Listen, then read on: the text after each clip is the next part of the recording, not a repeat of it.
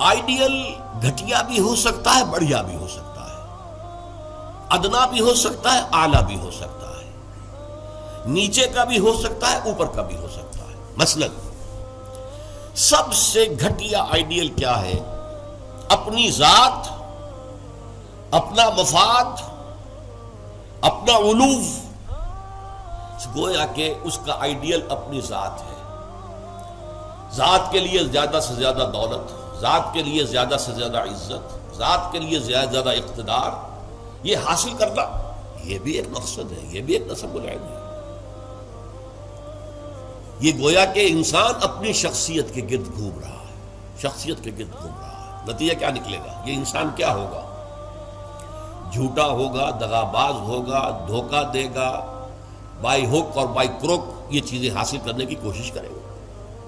مقصد ہے دنیا میں سربلندی، جیسے کہ سورہ قصص کے آخر میں کہا گیا لا یریدون علوا فی الارض ولا فسادا، یہ زمین میں بلندی حاصل کرنا، اس سے تو فساد پیدا ہوتا ہے۔ وہ کیوں اونچا ہے، میں کیوں نہ اونچا ہو جاؤں؟ تو اپنی حریم ذات ہی کے گرد جو ہے وہ چکر لگا رہا ہے۔ تو ظاہر بات ہے کہ جو اس آئیڈیل پر ہے وہ اخلاقی اعتبار سے انتہائی گھٹیا ہوگا، اس لیے کہ قرآن کہتا ہے ان النفس لامارۃ بالسوء، نفس جو ہے وہ تو برائی ہی کا حکم دیتا ہے۔ دولت مطلوب بن گئی، مقصود بن گئی، تو بائی ہک اور بائی کروک، بائی حلال اور بائی حرام، بائی جائز اور بائی ناجائز، اس لیے کہ مقصود ہے وہ۔ لہذا گھٹیا ترین آئیڈیل ہے انسان کا اپنا نفس، گھٹیا ترین، اور اس سے پست ترین اخلاق، رذائل اخلاق اس سے وجود میں آئیں گے۔ اس سے ذرا بلند تر سطح پر، جسے ہم کہتے ہیں قوم پرستی، وطن پرستی۔ If a person is a really nationalist person، اب نیشن، آج کل تو آپ کو معلوم ہے نیشن سٹیٹس کا تصور ہے، وطن بھی نیشن کی اور بنیاد پر بنتا ہے۔ تو نیشنلزم قوم پرست، پہلا آدمی کون تھا؟ خود پرست، وہ پرستش کر رہا تھا اپنی، خود پرست، سیلف سینٹرڈ، اس کا مطلوب و مقصود اپنی بلندی، اپنی دولت۔ لیکن یہاں اس سے ذرا بلندتر ہو گیا معاملہ، میں اپنی قوم کے لیے محنت کروں گا، قوم کی سربلندی کے لیے، قوم کی آزادی کے لیے، قوم کی عزت کو برقرار رکھنے کے لیے، اپنے وطن کے لیے کٹ بھروں گا، اپنے وطن کی آزادی کے لیے قربانیاں دوں گا۔ ایک بہتر کردار وجود میں آئے گا کہ نہیں؟ یہ شخص جو ہے اپنی قوم سے کبھی جھوٹ نہیں بولے گا، باقی دنیا سے بولے گا۔ آپ کو معلوم ہونا چاہیے ویسٹرن مورالٹی کیا ہے۔ اپنے ہاں وہ ایک بلی کے اوپر بھی ظلم ہوتا نہیں دیکھ سکتے، کسی کتے کے اوپر ظلم ہوتا نہیں دیکھ سکتے، لیکن دوسری قوموں کو ہلاک کرتے ہیں، اور وہ سمجھتے ہیں کہ ویپنز آف ماس ڈسٹرکشن ہمارا حق ہے، ہمارے پاس تو ہے، کسی اور کو نہیں ہم اچیو کرنے دیں گے۔ یہ مورالٹی ان کی، وہ اپنی قوم کے لیے ہے، کوئی جھوٹ نہیں بولے گا، دھوکہ نہیں دے گا، غداری نہیں کرے گا، اپنی قوم، اپنے وطن سے سچے ہیں۔ لیکن اس کے باہر نہ ان کی محبت ہے، وہ اپنے ہاں تو کہیں گے لو thy neighbor as thyself، لیکن بقیہ قوموں کے ساتھ ان سے بڑا ظالم کوئی نہیں، انٹرنیشنل لیول پر آ کر ان سے بڑا جھوٹا، ان سے زیادہ فریبی، ان سے زیادہ دغاباز، ان سے زیادہ دھوکے دینے والا کوئی نہیں۔ لیکن پھر بھی کم سے کم اس شخص سے تو بہتر ہوا جو شخص اپنی ذات ہی کے اوپر سینٹرڈ ہے، خود پرست ہے، نفس پرست ہے۔ اس سے یقیناً ایک بلند تر آئیڈیل ہے وطن پرستی، قوم پرستی۔ یہ قوم پرستی اگر ہے تو ایسا تو نہیں ہوگا کہ قوم کے لیے ہتھیار خریدنے گئے تھے تو زبردست رشوت لے کر گھٹیا ہتھیار خرید لیا، یہ نہیں کرے گا وہ کبھی۔ ہمارے ہاں یہ بھی ہوتا ہے، اس لیے کہ ہمارے ہاں قوم پرستی ہے ہی نہیں، وطن پرستی ہے ہی نہیں۔ اس حوالے سے اب حالانکہ آپ کو معلوم ہے کہ ہتھیار جو ہے زندگی اور موت کا مسئلہ ہے، جب جنگ ہو رہی ہے اور کریٹ کھولا گیا، معلوم ہوا یہ تو استعمال کے قابل ہی نہیں ہے یہ ہتھیار جو ہے، کیا ہوگا اس وقت؟ عین موقع پر محاذ میں وہ کھولا گیا ہے باکس، اور معلوم ہوا کہ یہاں تو کچھ اور رکھا ہوا۔ لیکن لوگ ہیں جو رشوتوں کے لیے، کک بیکس کے لیے، جو بھی وہ ان کے کمیشنز ہیں، وہ گھٹیا مال لیتے ہیں، دومی مال جسے آپ کہتے ہیں۔ تو وطن پرستی یا قوم پرستی ایک نسبتاً ہائر آئیڈیل ہے، اس سے اوپر ایک اور ہے۔ یہ جو حضرات تھوڑا بہت بھی فلسفے سے شغف رکھتے ہیں ان کو معلوم ہے، ہیومنزم، انسان دوستی، یہ جیسے ٹالسٹائے تھا، بہت بڑا ادیب تھا روس کا، وہ ہیومنزم کا قائل تھا. انسان سے دوستی ہونی چاہیے، انسان محبوب ہونا چاہیے، تمام انسان سے محبت کریں. ہیومن بینگ ایز ہیومنس، چھوڑ دیں کہ وہ ہمارے ملک کا رہنے والا ہے یا نہیں ہے، ہیومن بینگ ہے. بھول جائیں اس کو کہ وہ ہماری قوم سے اور نسل سے ہے یا نہیں ہے، ہیومن بینگ. ہیومنزم یہ ہائیسٹ فلسفی ہے. لیکن آپ جو سوچ لیجئے کہ اول تو یہ کہ اس تک پہنچنا بڑا مشکل، اپنی قومیتوں کے حدود سے، وطنیتوں کے حدود سے، اپنے ذاتی مقاصد اور ذاتی جو بھی مفادات ہیں ان سے بلندتر ہو کر واقعتاً ہیومنسٹ ہونا آسان کام نہیں ہے. لیکن ہیومنسٹ جو ہے اس کے اندر بھی انسان کی محبت تو آ جائے گی، انسان مطلوب ہو جائے گا اس کا، اور اس اعتبار سے وہ قوم پرست اور وطن پرست سے برتر ایک شخصیت ہوگی.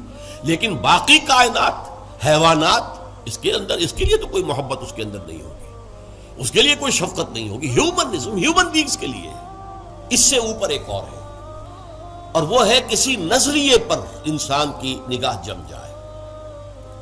نظریہ کہ انسان کی فلاح کمیونزم میں ہے، ظلم کا خاتمہ کمیونزم میں ہوگا، لہذا اس کمیونزم کے لیے، اس کو فروغ کے لیے، اس کو عام کرنے کے لیے، اس کے پھیلانے کے لیے، لوگوں کو قائل کرنے کے لیے تن من دھن لگا رہے ہیں.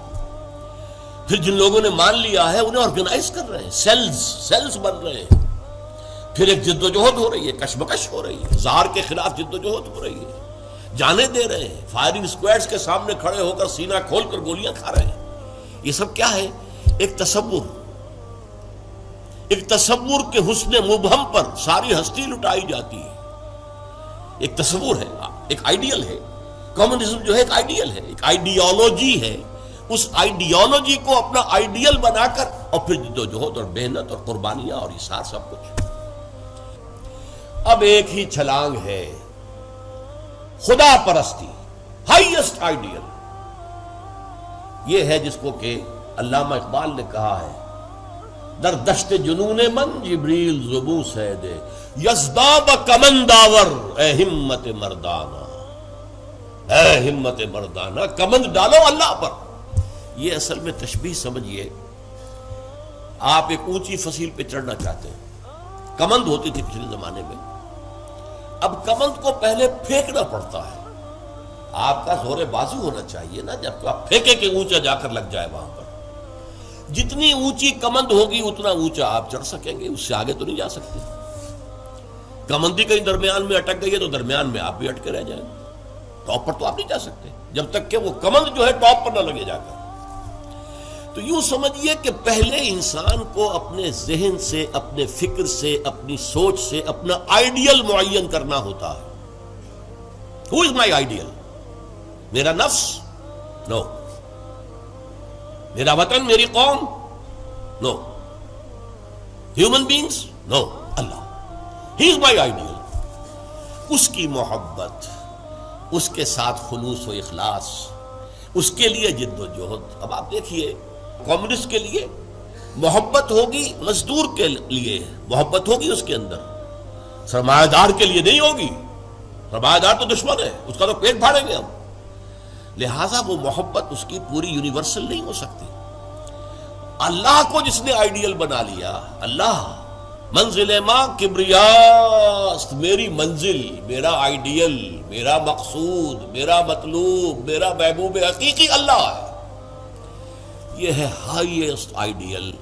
اور جو شخص اللہ کو اپنا آئیڈیل بنا لے، اپنا مقصود بنا لے، اپنا مطلوب بنا لے، اپنا محبوب بنا لے، وہ در حقیقت بلند ترین کردار ہوگا. اور اس کی مکمل مثال محمد الرسول اللہ صلی اللہ علیہ وسلم کی شخصیت ہے. محبوب حقیقی اللہ کے سوا کوئی نہ رہے. نصب العین وہی ہوتا ہے جہاں پہ نگاہ جمی ہوئی ہے. اگرچہ اس کے لیے جو محنت کر رہے ہیں، وقتی طور پر آپ کا کوئی اور ہدف ہو سکتا ہے. جیسے ہم کہتے ہیں کہ اصل نصب العین تھا اسلام کو دنیا میں غالب کرنے کی جد و جہد، اس کے لیے پہلا نصب العین بن گیا پاکستان کا اصول. یہ دوسری بات ہے کہ ہم پاکستان کو حاصل کرنے کے بعد بھول گئے کہ کس لیے ہم نے حاصل کیا تھا، اور اسی لیے ذلیل و خوار ہے. انڈیا کے مقابلے میں سر اٹھا کر کھڑے ہونا ہمارے لیے ممکن نہیں ہے، سوائے اس کے کہ ایٹمک ڈیٹرنٹ جو ہے اس کا سہارا لیا ہوا ہے، اور اگر خدا نہ خواستہ میرے نزدیک تو تقدیر مبرم ہے، امریکہ نے یہ آپ سے چھین کر لینا ہے، پھر کیا رہ جائے گا کچھ؟ اس حوالے سے سمجھیے، اسی لیے علامہ اقبال نے دیکھیے کہ وطن کو بھی خدا قرار دیا ہے۔ وطن پرستی، نفس پرستی، وطن پرستی، قوم پرستی، انسانیت پرستی، نظریہ پرستی اور خدا پرستی، یہ ٹاپ پر ہے۔ منزل ماں کبریاست در دشت جنون من جبریل زبوں سیدے یزداب کمند داور، اے ہمت مردانہ اپنے کمند اتنی اونچی ڈالو کہ اللہ کی ذات پر جائے، پھر اللہ کی ذات، پھر اس کمند کے ذریعے سے سیر اللہ، تقرب اللہ، رفتہ رفتہ اللہ سے قریب تر ہوتے چلے جاؤ۔ جیسے کہ آپ کو معلوم ہے، اگرچہ وہ آیت سجدہ ہے، جا کر ایک سجدہ کر لیجئے گا، جو سورۃ العلق جو ہے وہ ختم ہوتی ہے، فسجد واقترب، بس سجدہ کرو اور قریب ہو جاؤ۔ یہ سجدہ کرنا اللہ سے قرب کا ذریعہ ہے، واقترب، قریب ہو جاؤ۔ اس لیے حضور نے فرمایا ہے ان اقرب ما یکون العبد الی اللہ فی السجود، انسان جو اپنے رب سے قریب ترین ہوتا ہے وہ سجدے کی حالت میں ہوتا ہے۔ اپنی انا ختم کر دی، اپنی انا مٹی میں ملا دی، پیشانی اللہ کے سامنے خاک پر رکھ دی، بس یہ گویا کہ جو یہ انا ہی جو ہے ہماری، یہی تو ہے در حقیقت جو ہمارے درمیان اور اللہ کے درمیان حائل ہے۔ اس انانیت کا امکان ختم ہوا تو پھر اللہ کے ساتھ ہمارا بہت قرب ہے۔ یہ ہے ضعف الطالب والمطلوب۔ گھٹیا آدرش ہوگا تو گھٹیا ہی شخصیت وجود میں آئے گی، اگر اعلیٰ آدرش ہوگا تو بلندتر شخصیت وجود میں آئے گی۔ آدرش نصب العین، مقصود، مطلوب، محبوب حقیقی اپنا نصب بھی ہو سکتا ہے، اپنی ذات بھی ہو سکتا ہے۔ اپنے ہی حسن کا دیوانہ بنا پھرتا ہوں، اپنی ہی حریم ذات کا جو ہے طواف ہو رہا ہے، اس سے اوپر ہے ہی نہیں، نگاہ ہی نہیں۔ اس سے ذرا اوپر ہوئے وطن پرست، قوم پرست، اس سے ذرا اوپر ہوئے انسان پرست، انسان دوست، اس سے ذرا اوپر ہوئے ایک نظریہ، تصور، ایک تصور کے حسن مبہم پر کیسے ہستی لٹائی جاتی ہے، زندگی ترک آرزو کے بعد کیسے سانسوں میں ڈھالی جاتی ہے۔ ترک آرزو، یہ آرزو وہی ہے نصب العین۔ میں نے شروع میں کیا عرض کیا تھا، جس شخص کا کوئی نصب العین ہے ہی نہیں وہ تو حیوان ہے۔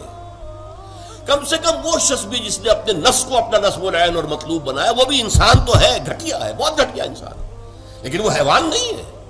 جس شخص کا کوئی نصب العین ہے ہی نہیں، وہ تو پیور انسٹنکٹس کی بنیاد پر زندہ ہے۔ قرآن مجید میں سورہ ملک میں کہا گیا ہے افمن یمشی مکبا علی وجہہ اہدی امن یمشی سویا علی صراط مستقیم۔ ایک شخص اوندے منہ اپنے پیٹ کے بل جو ہے گھسٹ رہا ہے، اسے کیا نظر آئے گا منزل کہاں ہے، جانا کدھر ہے؟